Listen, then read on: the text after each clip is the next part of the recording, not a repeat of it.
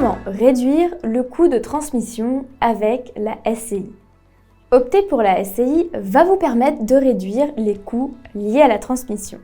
En effet, les droits de mutation, c'est-à-dire ceux payés pour la vente, la donation ou encore la succession, sont réduits. Qu'est-ce que la minoration des valeurs des parts de SCI? La valeur des parts que vous possédez en SCI est inférieure à 10 ou 20% de la valeur du bien possédé par la SCI. Pourquoi? Tout simplement car le détenteur des parts ne peut pas jouir complètement du bien concerné. Le détenteur des parts n'a pas un pouvoir direct sur le bien. C'est la SCI qui gère l'immeuble social. Les droits de mutation sont donc forcément moins conséquents car ils se calculent notamment sur une base plus faible et non sur la valeur du bien en totalité. La valeur de chaque part peut varier en fonction notamment du nombre de parts cédées. En effet, si la cession représente la majorité des parts de la SCI, alors la valeur de chaque part sera plus conséquente. Finalement, on peut dire que l'associé majoritaire possède un plus grand contrôle. Créer une SCI vous permet de donner facilement à vos héritiers une partie de votre patrimoine, notamment avec les droits de mutation. Qu'est-ce que la clause de partage inégal? Par précaution, utiliser une clause de partage inégal pour transmettre votre patrimoine doit obligatoirement contenir une justification économique, c'est-à-dire attribuer des revenus aux parents ou attribuer un patrimoine aux enfants. Généralement, le patrimoine de la SCI doit être partagé entre les différents associés en fonction des parts détenues par chacun. Il est cependant possible de prévoir à l'avance une répartition de l'actif social, c'est-à-dire la valeur de l'immeuble détenu par les associés, moins les dettes actuelles. En opérant de cette manière, il est alors possible de transmettre une seule partie du patrimoine en franchise de droits de mutation. Cela signifie alors que seul le partage de 2,5% est exigé et non pas le reste. Opter pour cette solution comporte tout de même des risques, dont les suivants.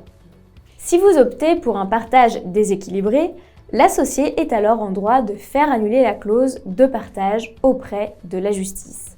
Il est également possible que vous puissiez faire face à une dénonciation de SCI fictive par les héritiers lésés. L'administration fiscale peut mettre en place une contestation du montage en invoquant un abus de droit. Attention cependant, la SCI ne peut pas être contestée, surtout au niveau de son montage, si elle fonctionne de manière normale. Cela signifie alors que des assemblées doivent être mises en place de manière régulière et qu'une comptabilité doit être suivie par la SCI.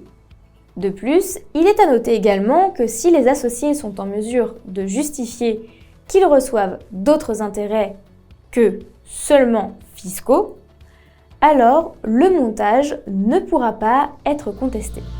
N'oublie pas de t'abonner à notre chaîne pour ne manquer aucune de nos prochaines vidéos. Et surtout, pense à liker si le contenu te plaît. Sachez aussi qu'il est important de savoir que l'action de l'administration ne possède qu'une prescription abrégée de 3 ans, tout en comptant l'année en cours. Voyons un cas pratique. Comment réduire le coût de la transmission en créant une SCI? Un couple décide de créer une SCI avec ses enfants pour acheter un appartement dans le but de le louer. La SCI est alors créée avec un capital de 100 000 euros. Cependant, afin d'acquérir cet appartement de 600 000 euros, il est nécessaire d'emprunter 530 000 euros auprès d'un organisme bancaire. Le couple est en mesure d'apporter 70 000 euros en compte courant. Voici ce que veulent les parents. Les loyers seront encaissés de manière mensuelle pour compléter leur petite retraite. Ils désirent également que les droits de mutation soient réduits afin de pouvoir transmettre l'immeuble à leurs enfants dans les meilleures conditions. Il est important de savoir comment est créée la SCI entre des parents et des enfants. Les parents décident de détenir 60% des parts sociales, tandis que les 40% restants sont destinés aux enfants. Les revenus de la SCI seront donc transmis à 80% aux parents et à 20% aux enfants. Concernant le partage de l'actif social, il sera détenu à 20% par les parents et 80% par les enfants. Grâce à la constitution de cette SCI, les parents peuvent atteindre leur objectif. Lorsque le crédit bancaire sera remboursé en globalité, les parents seront en mesure de percevoir 80% des revenus locatifs générés par la SCI. En face, les enfants recevront 80% de l'actif de la SCI lorsque celle-ci n'existera plus. Cela signifie donc que 40% de l'actif social ne sera pas soumis aux droits de succession, ce qui permet de réaliser de belles économies. Sur l'héritage, les enfants vont donc vraiment percevoir 80% au lieu de 40% en temps normal. On peut donc affirmer que oui, dans ce cas, il est très avantageux pour les parents d'investir et de créer une SCI avec leurs enfants.